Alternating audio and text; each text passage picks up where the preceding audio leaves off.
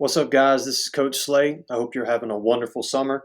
Just wanted to make a quick video as we get started with summer training in the next week. And I just want to go over a couple of things just so you are aware of as you get started with your summer training. So as you log into Team Builder, hopefully you read the email and got set up with the app. Make sure that you watch the video link, whether you have an iOS device or an Android device, to know how to use the app and how it functions and how to make the most of it. But I just wanted to go over a couple of things on your calendar so that you're aware of and just make sure you stay consistent with. So first of all, you'll see a couple of questionnaires on each day of your calendar. So you'll have a daily readiness questionnaire at the top of each training day, and then you'll also have a RPE question at the bottom of each training session. Make sure you guys try to get in the habit of starting to fill that out over the summer. I'm not going to be checking that over the summer, but when you get back in the fall and you start training with the rest of your teammates, that is going to be something very important that I get consistent data and feedback so that we can know how you're doing physically, emotionally, your stress levels, your hydration level, your food intake, vegetables, fruits, all those things. And then also the RPE question tells me how difficult the session was so I can track the training load that we place on you each day to make sure that you're in the proper place to continue to improve and that we're not under training or over training you. So make sure you get into a habit of filling those out. Another thing too, you'll see these red dots here. These are just kind of warm-ups or circuits. So you have an ankle mobility program at the beginning of your training session each day. This is really important to do. It only takes 3 or 4 minutes. So please just take that time to do it. It's going to help that ankle mobility and improve your ankle dorsiflexion, which is very important for you to be able to cut and get in and out of positions fast in your sport, as well as just be able to move better and to be able to do things like squatting and hinging and changing directions as well. So make sure you try to do that. We're going to test your ankle dorsiflexion when you come back in the fall, and I'll put another video out here in the next few weeks kind of going over some of the movement assessments we'll do so you can even be practicing those things so that when you get back in the fall, you'll be able to pass most, if not all of them. The other thing at the bottom of each workout, there's a core strengthening program. I encourage you guys to at least do this once or twice a week, 3 times as it's listed would be great. This is just a basic program to help you strengthen your core both anteriorly, posteriorly, and laterally. A lot of people don't have good core strength, and so oftentimes lower back injuries occur when training. So this is just a way to prevent that and reduce the injuries that could happen in training by just making a strong core. If you don't have a strong core, you're not going to be able to transfer force and power from your lower extremity to your upper extremity. So it's really important that you guys do this at the end of each workout as well.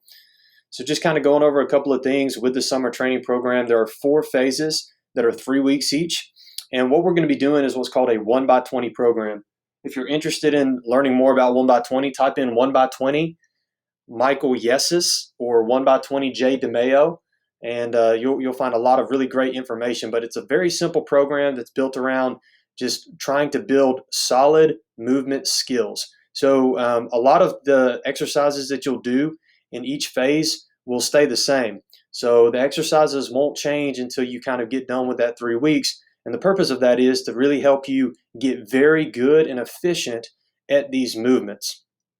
And the way it works is this first week here is a little bit different from the rest of the phases. So let me just kind of go over this. So you're going to start at one set of 10 to 14 reps on each exercise. So you have roughly about 10 to 15 different exercises that you're going to be doing 10 to 14 reps on day one.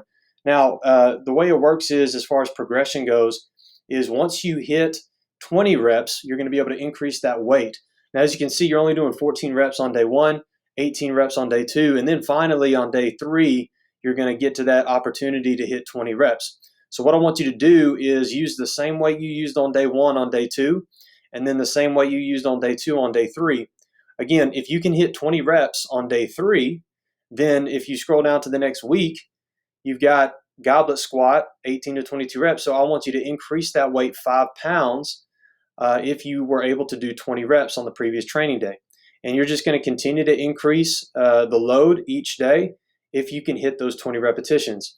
Now, for some reason, you don't hit the 20 repetitions and you hit maybe 16 or 18, then you need to stay at that weight for the next session until you can hit 20 reps. Once you hit 20 reps, you can go up. So it's a really simple way to progress and to increase your strength, but also to just really increase good movement skills and patterns in those basic movement skills of squat, hinge, push, pull, carry, core, and crawl. And so you'll see a lot of those in each day that you have for training. Now, phases 1, 2, and 3 are all of that 1 by 20. Just want to go all the way down to the end of your training for the summer and look at phase 4. So if you notice, phase 4 is not 1 by 20, it's 1 by 14. So the same concept applies. You're still going to try to hit 14 reps. And if you hit 14 reps, you're going to progress. But again, the only difference is you're doing less reps as opposed to 20 reps. So that means that the load you're doing should be more than what you could do at 20 reps. So this is, again, just continuing to allow you to increase your strength as you move forward. Now, I know that a lot of you guys have probably done many barbell movements, many barbell exercises, and as you can see, those first 2 phases are more dumbbell, kettlebell focused. One of the things I encourage you to do is just really focus on trying to improve those movement patterns. You can't do it enough as far as going back to the basics and making sure that you can move well. So I encourage you, even if you've done barbell training before, go back and really work on your movement patterns with these dumbbell and kettlebell modalities, and then you can maybe incorporate some barbell training after you do those things in your training session for the day if you desire to. But again, we'll move up to that barbell in phase 3 and phase 4 to get you ready and prepared for when you come back in the fall. Again, guys, really look forward to working with you in the fall. If you have any questions over the summer, please feel free to reach out, shoot me an email. If you need to set up a Zoom call, we can do that. I'm more than happy to help and answer any questions that you have. Talk to you soon.